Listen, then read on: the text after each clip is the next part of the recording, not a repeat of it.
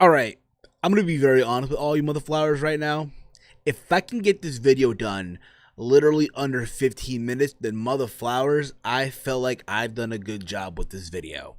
Mother flowers, what is up? It's me, it's Steve, and I'm back at it one more time with the new video. Mother flowers, if you are new to this channel, then mother flower, hit that subscribe button down below. Cause mother flowers, we're almost at 1,600 subscribers. Also, mother flower, while you're at it, give this video a big old thumbs up. And also, mother flowers, share this video throughout your entire social media platform, wherever you mother flowers share videos. Also, mother flowers, if you want to hit me up on Twitter, it's at HeelSteven, like it says on the screen. I tweet throughout all these shows, Raw, SmackDown Live, NXT, pay-per-views, and all that fun stuff. I know this review is a little late. I came back home from work literally around 10 with some change. So I got home, watched NXT, just finished watching it, and now here I'm doing this review. Like I said before, if I get this done under 15 minutes, that'll be so fucking awesome. All right. Overall, I thought NXT tonight for April 18, 2018 was overall a very, very entertaining show. We had a no disqualification match, the television debut of Ricochet at Full Sail University, and Johnny Wrestling is back, and the women closed the show.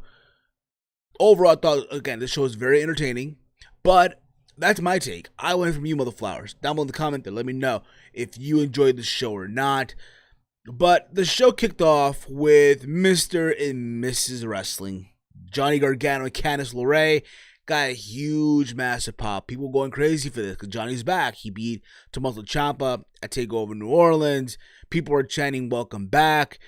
Johnny then tells the fans that going into TakeOver New Orleans, he dreamt about this moment of being back at Full Sail University. It's good to be home. That's pretty much what he said. And he'll no longer be defined by Tommaso Ciampa. And after 37 minutes of probably, in the eyes of a lot of people, probably the greatest, I don't want to say like the greatest TakeOver main event match, because I feel like to me that's still Gargano and Almost 3 from TakeOver Philadelphia. But after that match, in my opinion, on the best TakeOver out of all the TakeOvers, he is, he know that he's back where he belongs, and Johnny Wrestling is back at NXT. And people go crazy for this. And for the past few months, he's literally been through a lot. And he also goes on to thank the fans and also thanking Candice LeRae, his wife, because again, if it wasn't for her, he would not know where he would be and all that fun stuff. But after that, they go on to say that, hey, now that Ciampa's done with, it's over with Ciampa, it's time to get back onto things that are important, focus on some other unfinished business. That being that, hey, get his revenge on Andrade, Cien Almas, and Zelina Vega. But before he even spoke, LeRae got on the mic and said that tonight it's going to be herself versus Zelina Vega going at it. And then this is the funny part about all this. Right?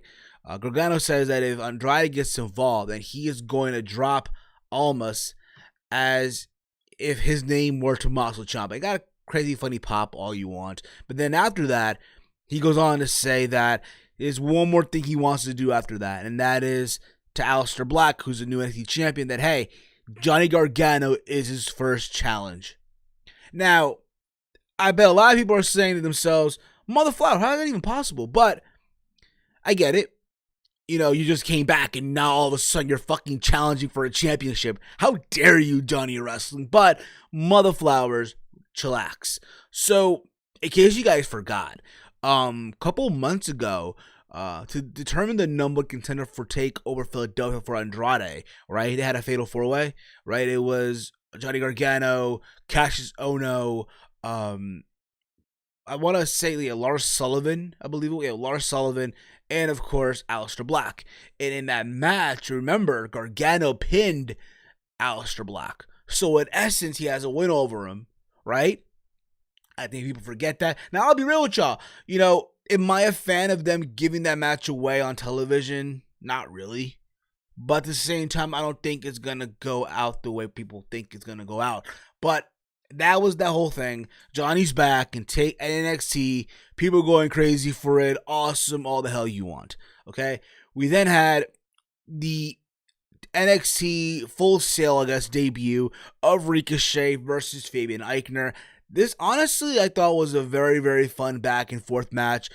Fabian Aichner, I feel like now that the people that are now on the main roster, I feel like it's time for people like him to get that opportunity to shine. And don't get me wrong, I feel like Aichner, in the time that we've seen him on NXT, you know, he's had some good moments, you know. I remember him going at it with Cassius Ohno, and he got a good match out of that. But other than that, I feel like it's time for him to get that opportunity. Think about this. He's called the next level, right? So I think it's time for the next level to showcase what he's all about. But again, this match was a very fun back and forth match. But with all said and done, Ricochet got the win with the 630 senton off the top rope. Got crazy. But I'm going to say this too. Ricochet, in my opinion right now, has a badass entrance. Has that futuristic look to it. Reminds me a lot of Mustafa Ali from WrestleMania 34. But that's just my honest opinion. Take it for what it's worth. After that, Caleb Braxton, right? Kind of up a Ricochet in the entrance area. Like a post-match interview, right? And he tells her if it feels great to be, making his, how great does it feel to be making his, Full Sail debut? And he pretty much said he watched a lot of wrestlers over the years, such as Bayley, Seth Rollins, to name a few. And now it's his time. Also Sami Zayn as well. And now this is his opportunity to show the world what he's all about and to prove that there's only one and only Ricochet. And I'll be honest, at this moment, I thought they're going to be a run-in by Velveteen Dream or something like that, but there wasn't. We get a recap of War Raiders from last week's NXT episode where they took out Heavy Machinery and Tina Sabatel, Riddick Moss. They were scheduled to have a match tonight as well. We got video promos from Lars Sullivan and Killian Dain as well, because again, they're going to go at it later on in the show in a no DQ match. We got an EC3 hype video as well, which I thought was pretty cool, whatever. We got a vignette from Kona Reeves. I believe he was there before and he got let go, and now he's back. He's going to debut in 2 weeks from now, so that's cool to see.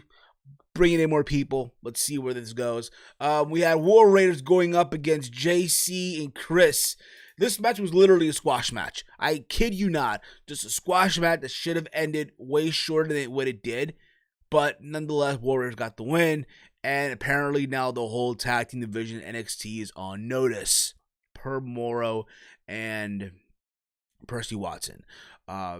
We had a video promo, like a video recorded promo, if you will, with Shayna Baszler at the PC saying that she was late for a meeting, but because she's a champion, it doesn't really matter. So she walks into the women's locker room. She goes to where Ember Moon's locker was at, right?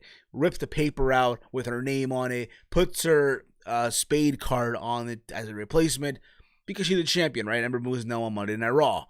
And she said, hey, listen, it's her rules now. This is her women's division. If anyone has a problem with it, they can leave. I think it was Dakota Kai. I want to believe it was Dakota Kai. And she looks scared and she gets up and walks away. I'll be honest, and I know for some people it's like, right now. But I don't mind seeing a program between Dakota Kai and Shayna Baszler. Doesn't have to be a takeover match. I hope not. But something where, hey, Dakota Kai, she faces the fear, if you will, of Shayna Baszler. Be for the championship or something like that, but hopefully something they do for NXT. Hopefully it's something they do for NXT television. But we'll see where they go with that. We then get Lars Sullivan versus Killian Dain. This match was insane. I'm gonna say right now, it's a no DQ match. This crazy back and forth. Fist and kicks. These two guys beating the fuck out of each other. Mother flowers. This match, like I said, was fucking insane. It took them a while to get weapons involved, just chairs and shit like that. There was a moment where Killian Dain was bleeding from the nose, just pouring out blood like crazy. Just crazy back and forth match. It was one of those things where it's like, yo, you have to go out of your way to watch this match. Seriously, just go out of your way to watch this match. And I'll be real about it. I thought these two guys were going to be a bore fest, but they were not. I was proven wrong. I'll admit it. I was proven fucking wrong, mother flowers. When it was all said and done, Killian Dain got the win after my bad. It was all said and done. Lars Sullivan picked up the W after hitting the freak accident on the chairs on Killian Dain. Now, as you all know, Killian Dain, along with Eric Young and Alexander Wolf, are on their way to SmackDown Live as part of Sanity. We're now on SmackDown Live due to the Superstar shakeup, so it makes sense for Dain to lose. He's on his way out. Now, people were saying about Nikki Cross, why come she's staying at NXT still? I said this last night during my SmackDown Live review, which, by the way, go out of the way, check it out when you get a chance. The situation that, hey, NXT right now, the women's division just feels like it got punched in the gut, and you need some name value there. And Nikki Cross, say what you want, is a name value there, so you have some name value. So there you go with that. And then we get Zelina Vega versus Candice LeRae. But before this, we got a little photo shoot with the Undisputed Era. Apparently next week it will be Adam Cole versus Oney Lorcan for the North American Championship. They had like a photo shoot with Roderick Strong, Bobby Fish, Kyle O'Reilly, and Adam Cole, all the belts, what have you. We also had a video package early in the show with Pete Dunne say he's going away for a couple of weeks, but when he comes back, he's gonna go after Roderick Strong. I keep saying Bobby. I don't know why, mother flowers. But we get the main event: Candice LeRae and Zelina Vega. This match, I'll be honest, for a match, I get it. It got a moment when Andrade got involved and so did Gargano. But really, to be honest, just without those two, this match was kind of sloppy. I don't know what it is. Maybe they don't have the chemistry together, but I just feel like, it was just there for the moment. Didn't really go that long. Like I said, Andrade got involved. He got on the apron. So did Gargano. He got involved as well. So did Andrade, like I said earlier. And just the ending of this match is literally Candice LeRae and Johnny Gargano both locking in the Gargano escape. So literally Gargano had the Gargano escape on Andrade, and Candice LeRae had the Gargano escape on Zelina Vega, and both of Zelina Vega taps out. So essentially, because of this, they got that out of their list. They finally, got over that hurdle, if you will. Now you all know Zelina Vega and Andrade Cien are on the way to SmackDown Live, which I'm happy all about. Okay? But after this, Gargano gets on the mic and says, now that that's taken care of, he wants Aleister Black for the NXT Championship. And out comes Aleister Black, all dressed up, and says, you want it? You got it next week. So I don't know if the match is going to take place. I'm going to say this right now. I feel like it's a match that you should save for a takeover. But I'll be honest, too. When you think about it, essentially, right? I get it. Gargano just got back to NXT. Does he really need a championship match? No, he does not. I personally feel that it's not over yet between Gargano and Ciampa. It's not over yet. I will say this right now. I predict right now that Tommaso Ciampa, in some way, shape, or form, is going to be the one to beat Aleister Black for the championship. And from there, you build on to the Gargano Ciampa if it continues going forward. And I say you have that match again at TakeOver Brooklyn for SummerSlam weekend. Who the hell would not want to see that for the championship? Okay? But we'll see where this goes. Overall, I thought NXT tonight was a very, very enjoyable show. A crazy no DQ match. Ricochet had his Full Sail debut. Johnny's back. We're getting supposedly 2 championship matches next week with Adam Cole versus Oney Lorcan for the North American Championship, and supposedly Johnny Gargano versus Aleister Black for the NXT Championship. That's my thoughts overall. Give me your thoughts down below, mother flowers, in the comment thread of this video if you enjoyed NXT tonight or not, or if you hated it, if you liked it. Also, the TNL podcast, we got that merch, mother flowers, over at Teespring. We got 2 shirts up on the store, the Certified Mother Flower shirt and the Team Up Podcast logo on a tee over at teespring.com/store/Team Hill Podcast 3. Head over there now, buy a shirt whenever you get a chance, mother flowers. And yeah, that's it for me, guys. Follow me on Twitter at HeelSteven, where I tweet throughout all these shows. And as always, hate, comment, and subscribe. Mother flowers, it's me, it's Steve, and I'm out. I'm not like Janet's titties. Peace out, mother flowers. Yeah, mother flowers. Thank God I was under 15 minutes.